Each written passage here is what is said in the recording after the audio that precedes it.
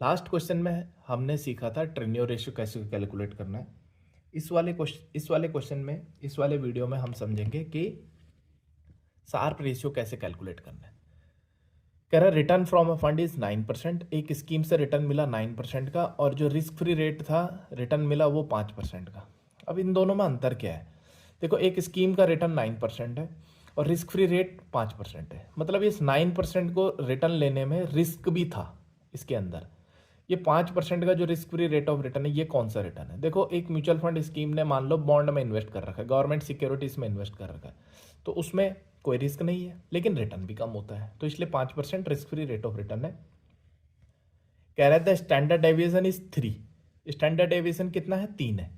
कह रहा what will be the Sharpe ratio, हमें शार्प रेशियो इसमें कैलकुलेट करके बताना है। 4 ऑप्शन है, 3, 7, 1.33 और 4।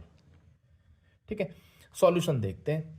सबसे पहले फॉर्मूला समझते हैं। शार्प रेशियो का सेम वही है जो ट्रेनियर रेशियो का था, R S minus R F. Numerator क्या है? सेम है, जो ऊपर होता है वो क्या है? सेम है। वहां भी R S minus R F था। डिनोमिनेटर चेंज हो गया। डिनोमिनेटर में क्या है? स्टैंडर्ड डेविएशन जो दे रखा है हमें, कितना है? 3 है।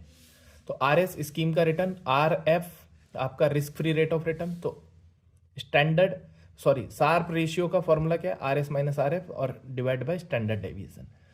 तो आपका इस स्कीम का रिटर्न 9% था, 9 लगा दिया। 5% आपका क्या था? Risk free rate of return, और स्टैंडर्ड डेविएशन 3% है। 4 डिवाइडेड बाय 3 जब कैलकुलेट करेंगे तो 1.33 हमारा करेक्ट आंसर आ जाएगा।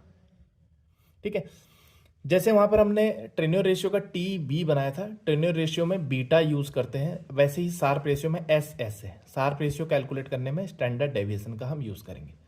ठीक है ना? तो ये बड़ा सिंपल है, एक क्वेश्चन कंफर्म आपको ऐसा आता है। ठीक है, तो आपको इसका ध्यान रखना है।